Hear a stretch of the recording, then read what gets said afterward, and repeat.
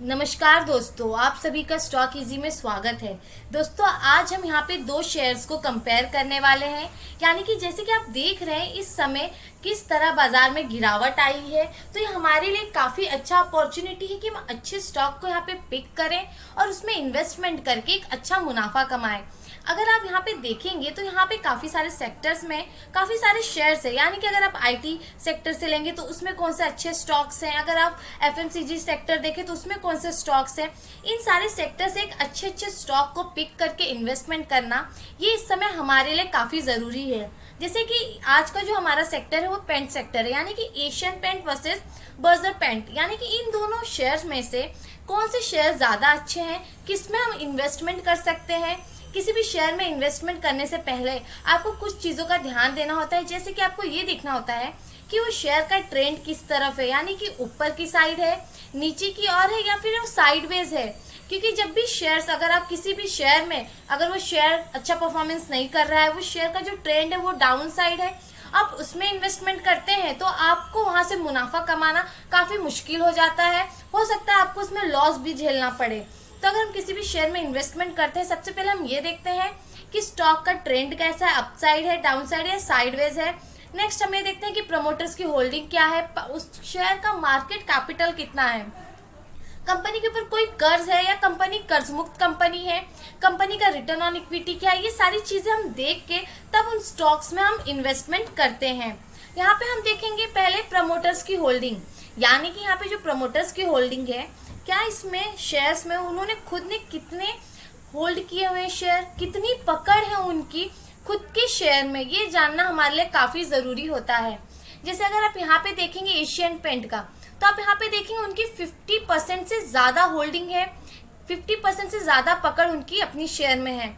और Berger paint का देखेंगे तो 74.99, यानी कि यहाँ पे उनकी 50% से भी ज़्यादा, यानी काफ़ी अच्छी उन्होंने यहाँ पे अपनी शेयर में पकड़ बना रखी है। यहाँ पे आप देखेंगे तो देख सकते हैं कि बर्जर पेंट हमेशा, अगर आप उसको एशियन पेंट के प्रमोटर की होल्डिंग से कंपेयर करेंगे तो आप यहाँ पे देख सकते हैं कि हमेशा एशियन पेंट से ऊपर की ओर उन्होंने ज़्यादा होल्डिंग की है।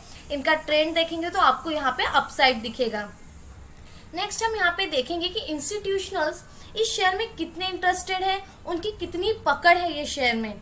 अगर आप यहाँ पे एशियन पेंट को देखेंगे तो एशियन पेंट में अगर हम एफआईज का देखें कि फॉरेन इंस्टीट्यूशनल्स कितने यहाँ पे इंटरेस्टेड है, तो आप देखेंगे यहाँ पे मार्च 2022 में 19.45, यानी कि उन्होंने यहाँ पे थोड़ी सेलिंग की हुई है। लेकिन पहले उनका देखेंगे आप 20.38 है, 20.72, 20.96, यानी कि यहाँ तक 2021 तक उन्होंने एक अच्छी खासी पकड़ बना रखी है।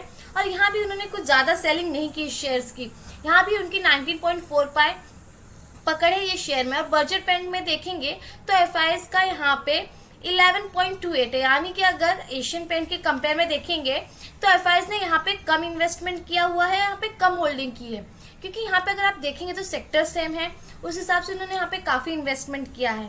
अगर कोई भी शेयर में आप देखते हैं तो वहाँ पे आपको ये देखना है कि प्रमोटर्स की होल्डिंग ज़्यादा होनी चाहिए। जैसे कि आप यहाँ पे देखेंगे, यहाँ पे बर्जर पेंट में यहाँ पे प्रमोटर्स की पकड़ ज़्यादा है एशियन पेंट के कंपेयर में। ये हमारे लिए यहाँ पे एक पॉजिटिव पॉइंट है बर्जर पेंट के लिए कि अगर आगे चल के कुछ ऐसा न्यूज़ आए, कुछ हो सकता है कि मार्केट काफ़ी तेज़ी से नीचे गिर रहा हो, तो यहाँ पे जो प्रमोटर्स की पकड़ है वो उनकी शेयर में है, तो उन्हें पता है हमारा शेयर किस तरह कैसा है और किस तरह परफॉर्मेंस कर रहा है, तो वो पकड़ के रखेंगे, वो सेलिंग यहाँ पे स्टार्ट नहीं करेंगे। लेकिन अगर आप यहीं पे देखेंगे तो यहाँ पे देखेंगे कि किस तरह यहाँ पे अगर मार्केट में प्रेशर आया तो किस तरह यहाँ पे उन्होंने 1% अपना यहाँ पे सेल कर दिया एफआईज ने। इसकी वजह से जो शेयर्स की प्राइस वो काफ़ी नीचे की ओर आ जाती हैं, काफ़ी गिर जाती हैं। अगर यहाँ पे आप चार्ट में देखेंगे तो देख सकते हैं कि यहाँ पे अगर बर्जर पेंट में जो एफआईज की पकड़ है वो काफ़ी कम है एशियन पेंट की कंपेयर में।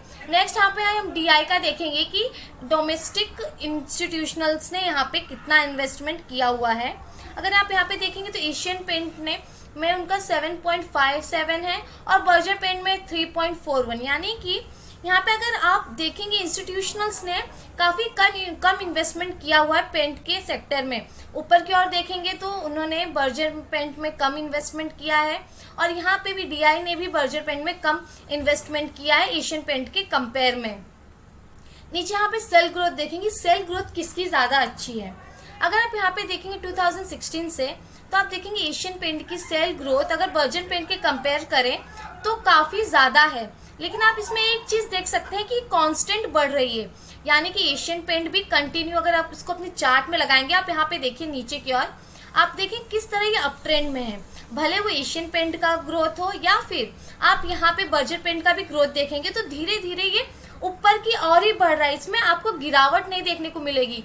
आप यहाँ नंबर्स को कंपेयर कर सकते हैं कि अगर आप यहाँ पे एक लाइन ड्रॉ करें तो भले ही जो बर्जर पेंट का अमाउंट है सेल ग्रोथ तो छोटा है, लेकिन इसका अगर आप ट्रेंड में लगाएंगे क्लाइन चार्ट में, तो इसका जो ट्रेंड है आपको अपसाइड मिलेगा, एशियन पेंट का भी आपको अपसाइड मिलेगा। लेकिन इनकी जो सेल ग्रोथ है, ये जो सेल करते हैं, ये बर्जर पेंट के कंपेयर में ज़्यादा यहाँ पे सेलिंग कर रहे हैं।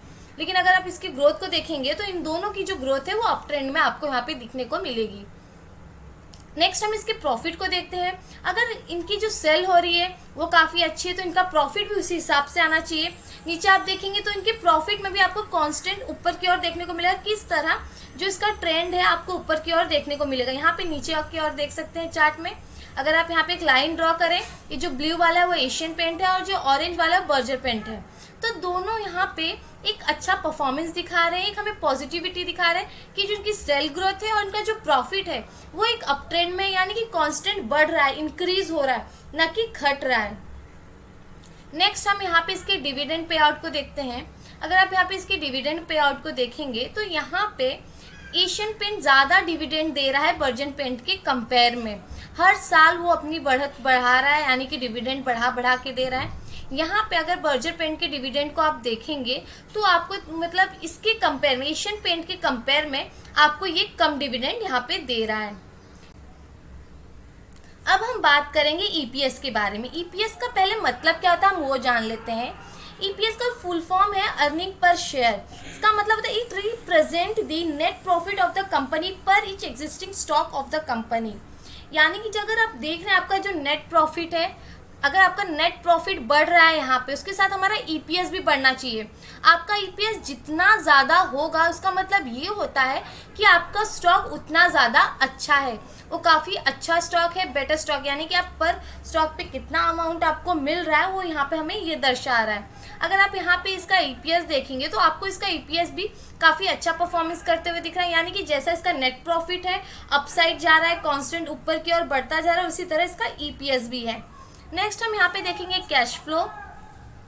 कैश फ्लो जो हमारा होता है वो हमेशा पॉजिटिव में होना चाहिए। अगर वो नेगेटिव में होता है तो हमें ये बताता है कि इस साल ये शेयर ने एक अच्छा परफॉर्मेंस नहीं दिखाया है। जैसे कि आप यहाँ पे देख सकते हैं कि कहाँ कहाँ पे आपको माइनस में दिख रहा है, यानी कि नेगेटिव आपको यहाँ पे देखने को मिल रहा है। 2022 में यहाँ पे आपको देखने को मिलेगा एशियन पेंट का जो इधर अमाउंट आया कैश फ्लो का वो क्या है माइनस में है, यानी कि हमें ये दर्शा रहा है कि इस साल ये स्टॉक ने एक अच्छा परफॉर्मेंस नहीं किया है, कहीं ना कहीं कुछ तो गड़बड़ी है। अगर आप किसी भी शेयर में लॉन्ग टर्म के लिए इन्वेस्टमेंट करना चाहते हैं तो आपको कैश फ्लो को एकदम डीपली जाके स्टडी करना होगा कि कैश फ्लो हमें ये बताता है कंपनी कितना मुनाफा कमा रही है और कहाँ से कमा रही है। नेक्स्ट नीचे आके हम यहाँ पे कुछ फाइनेंशियल रेशियो देखेंगे जिससे हमें ये क्लियर हो जाएगा कंपनी के पास कितना पैसा है, कंपनी के ऊपर कितना कर्ज है। पहले हम इसका मार्केट कैपिटल देखेंगे तो आप यहाँ पे देख सकते हैं एशियन पेंट का जो मार्केट कैपिटल है वो है 2,66,628 करोड़ और बर्जर पेंट का है 57,684 करोड़। यानी कि अगर आप देखेंगे, अगर इसको सिंगल देखें तो आप देखेंगे तो एशियन पेंट का भी जो मार्केट कैपिटल है काफ़ी बड़ा है और बर्जर पेंट का भी मार्केट कैपिटल काफ़ी बड़ा है। अगर हम इसको एशियन पेंट से कंपेयर करें तभी हमें छोटा दिखेगा, लेकिन अगर इसको आप सिंगल देखें सिर्फ, अगर आप एशियन पेंट को यहाँ पे इग्नोर करें और बर्जर पेंट का मार्केट कैपिटल देखें तो आपको काफ़ी बड़ा दिखेगा। नेक्स्ट हम इसके कर्ज को देखते हैं, यानी कि यहाँ पे तो हमने देख लिया इसका मार्केट कैपिटल काफ़ी बड़ा है, लेकिन हमें यह भी जानना जरूरी है कंपनी के ऊपर कर्ज कितना। पता चला कंपनी के पास मार्केट कैपिटल दिखा रहा है 3 लाख 5 लाख करोड़, लेकिन वहीं अगर आप उसको कर्ज को देखें तो उससे उसके मार्केट कैपिटल से ज़्यादा अगर उसका कर्ज है तो हमें ये दर्शा रहा है कि हमें उस स्टॉक को वहाँ पे इग्नोर कर देना है, वहाँ पे हमें उसमें इन्वेस्टमेंट नहीं करनी चाहिए। अगर यहाँ पे हम इसके कर्ज को देखें तो देखेंगे 1587 करोड़, यानी कि इसके मार्केट कैपिटल के कंपेयर में इसका कर्ज काफ़ी छोटा है। तो आप कह सकते हैं company almost debt free company है, यानी कंपनी कर्ज मुक्त है। अगर यहीं आप इसके बर्जर पेंट के कर्ज को देखेंगे तो ये भी काफ़ी छोटा अमाउंट है इसके मार्केट कैपिटल के कंपेयर में। तो आप यहाँ पे कह सकते हैं कि ये दोनों stock almost debt free company है। नेक्स्ट हम देखेंगे return on equity. Return on equity का मतलब क्या होता है, इसका पहले हम इसका मतलब जान लेते हैं। इसका मतलब होता है शेयर होल्डर के पैसे पर कंपनी कितना अच्छा रिटर्न कमा रही है, ये हमें ये दर्शाता है। यानी कि अगर जो शेयर होल्डर्स होते हैं, अगर वो कंपनी के शेयर्स को बाय करते हैं, होल्ड करते हैं, तो उन्होंने जो शेयर्स खरीदने के लिए जो पैसे कंपनी को दिए हुए हैं, उससे कंपनी क्या मुनाफा कमा रही है, कितना अच्छा उसका यूज़ कर रही है, वो चीज़ है हमें यहाँ पे दिखाती है। अगर रिटर्न ऑन इक्विटी हमारा 20% से ज़्यादा होता है तो हमारे लिए यहाँ पे एक पॉजिटिव पॉइंट होता है, और इसका मतलब ये भी होता है कि ये स्टॉक काफ़ी अच्छा है। जैसे कि आप यहाँ पे देख सकते हैं, इन दोनों स्टॉक के आपको रिटर्न ऑन इक्विटी 20% से ऊपर की ओर दिख रहे हैं। नेक्स्ट हम देखेंगे स्टॉक पीई, इंडस्ट्री पीई का मतलब क्या होता है। पीई का मतलब क्या होता है, प्राइस टू अर्निंग रेशियो। यानी कि जब भी कोई कंपनी 1 रुपया कमाती है तो इन्वेस्टर उसके अगेंस्ट कितने पैसे देने को तैयार होते हैं, ये हमें वो दर्शाता है। आप यहाँ पे देखेंगे इंडस्ट्री का पी, क्योंकि दोनों कंपनी एक ही सेक्टर से है, पेंट सेक्टर से, तो जो इसका इंडस्ट्री का पी है वो सेम रहेगा यहाँ पे। अब हमें ये देखना है इस समय स्टॉक में हमें इन्वेस्टमेंट करना चाहिए या नहीं, कि हमें वेट करना चाहिए कंपनी इस समय अंडर वैल्यूड है कि ओवर वैल्यूड है। अगर आप यहाँ पे देखेंगे, ये जो इंडस्ट्री का पी है वो है 64.9 और स्टॉक का पी है 86.5। यानी कि हमें ये दर्शा रहा है कि हमें यहाँ पे थोड़ा वेट करना चाहिए। जब स्टॉक का पीई इंडस्ट्री की पीई के नीचे आ जाए तब हमें यहाँ पे इन्वेस्टमेंट करना चाहिए। अगर आप बर्जर पेंट को देखेंगे तो वो भी यहाँ पे 69.3 है। यानी कि हमें यहाँ भी वेट करना है, हमें शेयर्स को अपने स्टॉक अपने वॉच लिस्ट में रखना है और हमें वेट करना है और हमें इसको फॉलो करते रहना है कि हमें इस शेयर में कब और कहाँ इन्वेस्टमेंट करना है। जब स्टॉक अपने इंडस्ट्री के पी के नीचे आ जाए, अंडर वैल्यूड हो जाए, तब इन स्टॉक में हम इन्वेस्टमेंट करने के लिए देखेंगे। तो दोस्तों, किसी भी स्टॉक में इन्वेस्टमेंट करने से पहले इन सारी चीज़ों को देखना आपके लिए काफ़ी ज़रूरी है। अगर आप शॉर्ट टर्म के लिए भी इन्वेस्टमेंट करते हैं तो आपको स्टॉक के बारे में बेसिक नॉलेज होना चाहिए कि कंपनी क्या काम कर रही है, क्या मैन्युफैक्चर कर रही है, कंपनी का मार्केट कैपिटल क्या है, कंपनी के ऊपर कितने कर्ज हैं। ये सारी चीज़ें जानने के बाद ही आपको उन स्टॉक में इन्वेस्टमेंट करना चाहिए। तो दोस्तों, आज के लिए हम यही रुकते हैं। अगर इस टॉपिक से रिलेटेड कोई भी डाउट हो तो कमेंट करके ज़रूर पूछें। अगर अभी तक आपने हमारे चैनल को सब्सक्राइब नहीं किया तो तुरंत सब्सक्राइब करें। हम आपसे जल्द मिलेंगे नए वीडियो में एक नए टॉपिक के साथ।